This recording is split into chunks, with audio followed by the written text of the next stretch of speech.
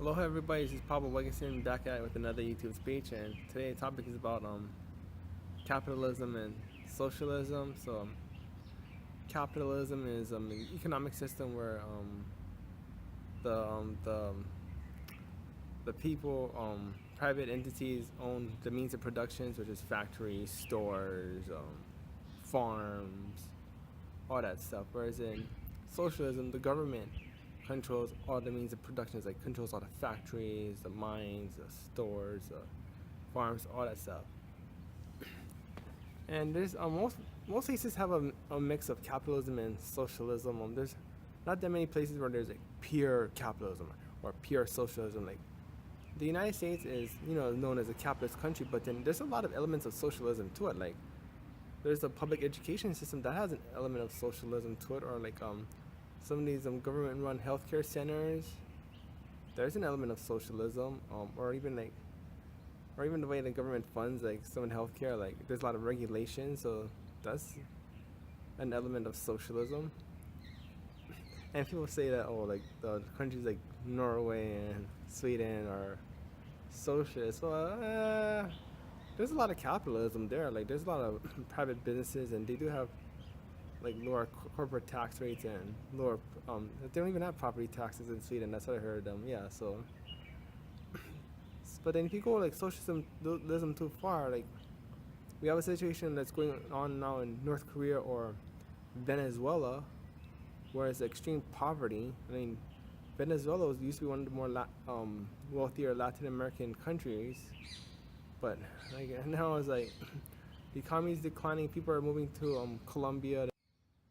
Socialism, where government controls everything, people are not free to choose. So there's not much room for innovation in a socialist economy. Whereas in a capitalist economy, there's more room for innovation. So the United States, is most as a capitalist country. There's a lot of room for innovation. Like for example, like in technology. That's why like a lot of tech companies are in the U.S.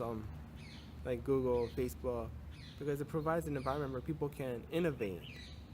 And it's not just Americans are smarter. I mean, because some of the people who are working in the Silicon Valley, like Google, is founded by immigrants, so it does give room for people even from outside to come in and innovate.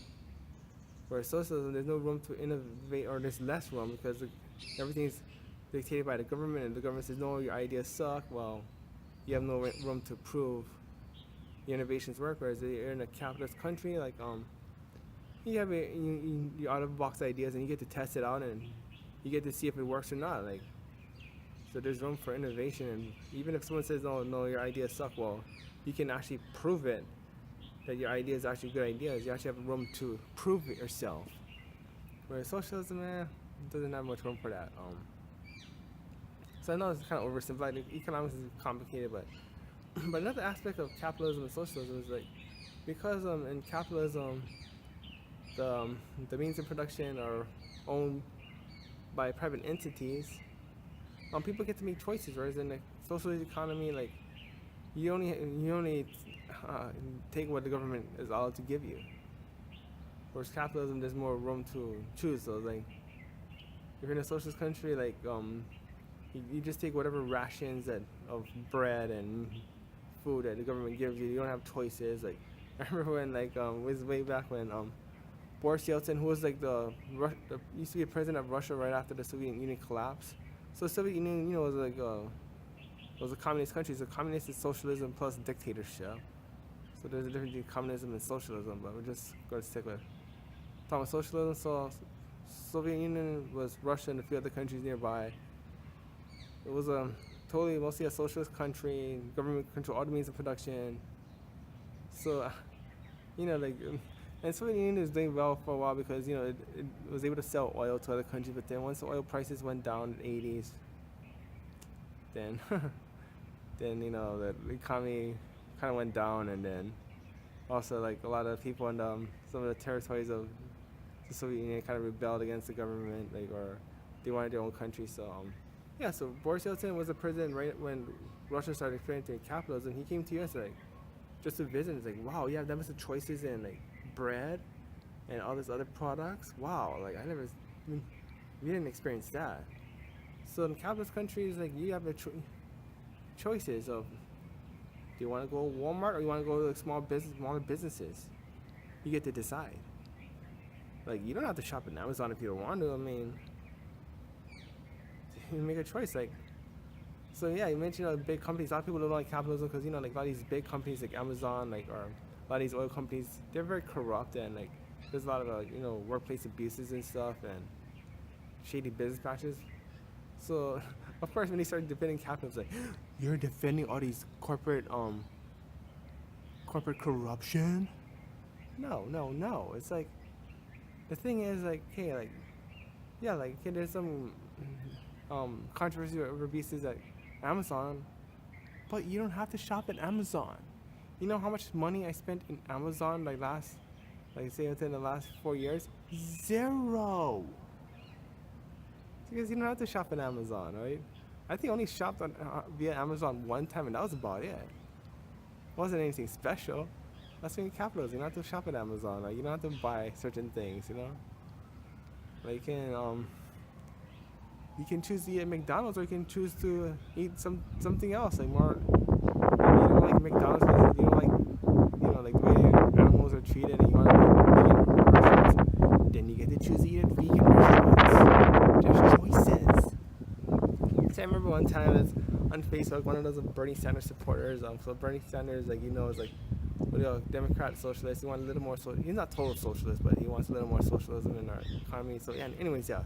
So one of his supporters on Facebook saying, "Oh, the millennials are not like buying certain things as a they're buying less of like certain products. Oh, that's a rebellion against capitalism. No, that's capitalism. It's action that millennials are making certain choices, and because of that, the companies have to change the way they do things because millennials are making choices.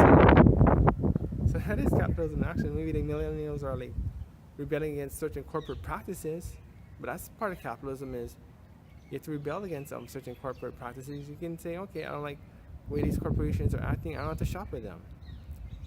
Like these, hey, for example, oil companies. Like, okay, they're very corrupt. They don't always follow environmental laws. But okay, these oil people running oil companies, if they're in a socialist country, you think they'll be all like saints and all? No, they'll be doing the same thing in a socialist economy. They'll be also still doing like unsafe environmental practices. They'll still be just as corrupt as in socialist or capitalist. But I think in the capitalist, you can choose not to buy so much oil.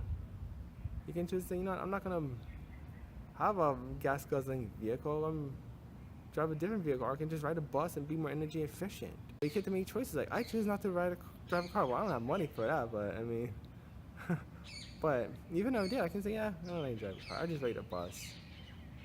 So I'm actually so it's funny. I kind of actually choosing social because the buses are in Hawaii is run by well, at least in Oahu is run by the city and county government, but so sometimes I end up choosing socialist options, but yeah, you get to choose. Okay, like I don't have to drive a car. I don't have to spend all this money on gasoline and all that. I'm gonna buy bikes and buy a bike and choose the bike brands that you want to buy and choose my own bike. So that's capitalist right there.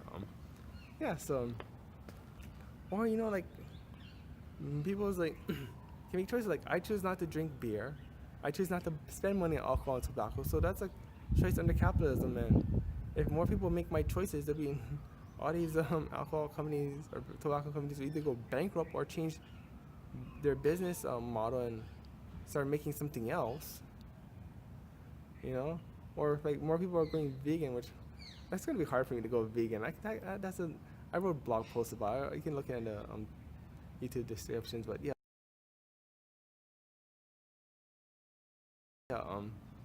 But more people choose vegan, then there'll be less people buying dairy or buying meat, and then whoever's selling dairy or meat will have to change their business model. And that's the thing that's sort of that Sanders supporters mentioning, like, millennials are rebelling against capitalism because they're choosing not to eat meat.